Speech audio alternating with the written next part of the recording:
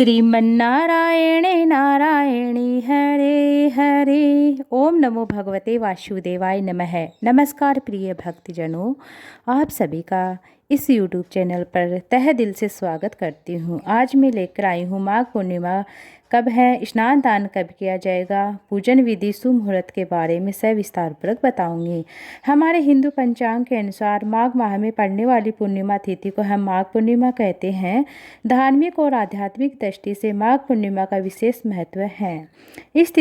इस तिथि पर स्नान दान जाप और मंत्रों का जाप करना पुण्य फलदायी बताया गया है। इस बार माघ पूर्णिमा 12 फरवरी बुधवार को मनाई जाएगी।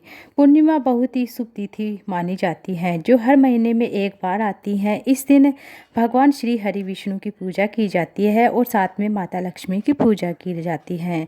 श्री सत्यनारायण भगवान की कथा सुनी जाती है। हिंदू पंचांग के अनुसार माघ मास की पूर्णिमा तिथि को हम माघ पूर्णिमा कहते हैं, जो मैंने बता दिया है।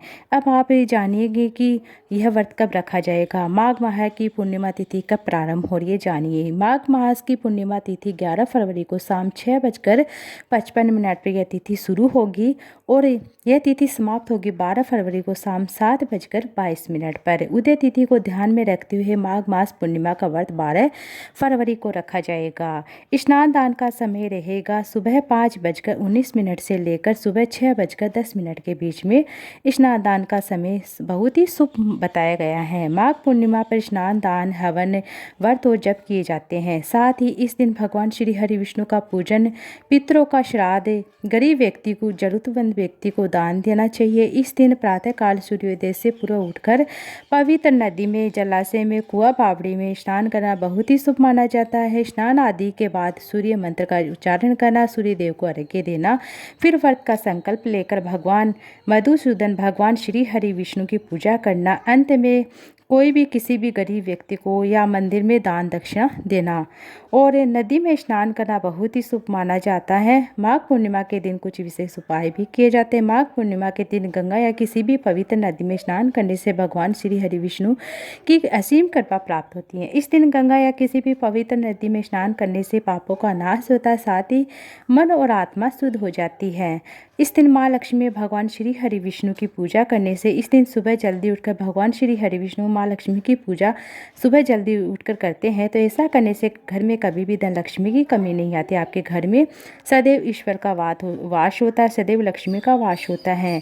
इस दिन माघ पूर्णिमा के दिन पीपल के पेड़ की पूजा करना भी बहुत ही शुभ माना जाता है। पीपल के पेड़ के नीचे श्री हरि विष्णु का वास होता है और आंवले के नीचे भी माँ लक्ष्मी का वास होता है। तो पीपल का पेड़ और आंवले के वृक्ष की पूजा इस दिन जरूर करें। एक घी का दीपक माँ लक्ष्मी के निमित्त और श्री हरि विष्णु के निमित्त जरूर लगाए। पीपल के पेड़ पर दूध, मिश्री, जल अर्पित करें, घी का दीप लगाए। इस तरह से करने से हमारे घर में धन लक्ष्मी की वृद्धि होती है, धन लक्ष्मी हमेशा बनी रहती हैं। जैसा कि आप सभी जानते हैं कि प्रयागराज, वाराणसी, हरिद्वार और अन्य तीर्थ स्थानों पर स्नान करने की परंपरा है और महाकुंभ का यह महापर्व, महास्नान किया जाएगा। अंत कहते हैं कि जो भी प्रयागराज त्रिवेणी का स्नान करता है अंत में मोक्ष की प्राप्ति होती है। पौराणिक एक कथा के अनुसार माघ पूर्णिमा के दिन देवता स्वयं पृथ्वी पर आकर पवित्र नदी में स्नान करते हैं, इसलिए इस दिन पवित्र नदी में स्नान करने वाले व्यक्ति को देवताओं के तुल्य अर्थात देवताओं का विशेष आशीर्वाद प्राप्त होता है। मान्यता है कि स्वयं भगवान श्री हरि विष्णु माघ मास में त्रिवेणी संगम अर्थात प्रयागराज में निवास करते हैं, इसलिए यहाँ स्नान करना विशेष महत्व होता है।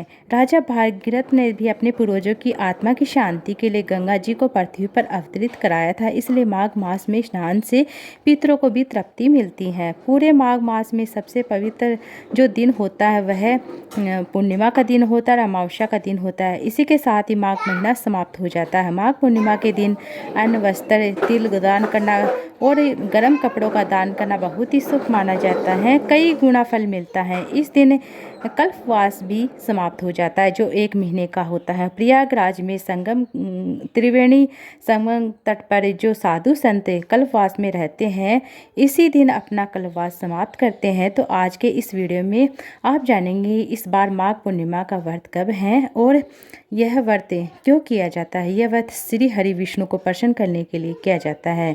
सत्यनारायण भगवान की कथा के लिए सबसे उपयुक्त समय कौन सा रहेगा सबसे विशेष बात मैं आपको अभी बताने वाली हूँ। जैसा कि मैंने पहले भी बता दिया है कि 12 फरवरी को बुधवार को पूर्णिमा का स्नान दान, पूर्णिमा का व्रत किया जाएगा और पूर्णिमा की व्रत कथा में 12 तारीख को आपको लेकर आऊँगी, तो आप इस वीडियो को भी जरूर से देखिएगा। श्री ओम नमो भगवते वासुदेवाय नमः। श्री शिवाय नमस्तुभ्यम। आपका दिन शुभ रहे।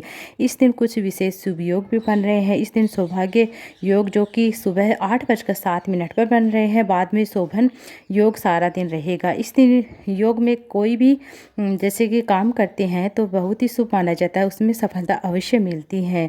बाद में भद्रा प्रारंभ हो जाती हैं और 11 फरवरी मंगलवार को शाम 6:05 से लेकर यानी 12 फरवरी बुधवार को सुबह 7:05 पर भद्राकालीन तिथि रहेगी, फिर समाप्त हो जाएगी 12 फरवरी को सुबह 7:05 पर। इस बार क्योंकि भद्रा का वास मृत्यु लोक में है यानी धरती पर है, तो अगर भद्रा का वास धरती लोक पर होता है तो धरती के लोगों के लिए, प्राणियों के लिए अशुभ फलदायी होता है। जब भद्रा का वास स्वर्ग लोक में होता है तो वह बहुत ही पुण्य फलदायी होता है, उसका पृथ्वी पर कोई असर नहीं पड़ता है। इस दिन राहु काल का समय रहेगा दोपहर 12 बजे से 1:30 बजे के बीच में।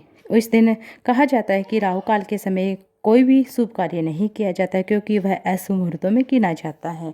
ये थी आज की वीडियो। उम्मीद आपको अच्छी लगी। वीडियो अच्छी लगी तो वीडियो को लाइक ज़्यादा से ज़्यादा शेयर कीजिएगा।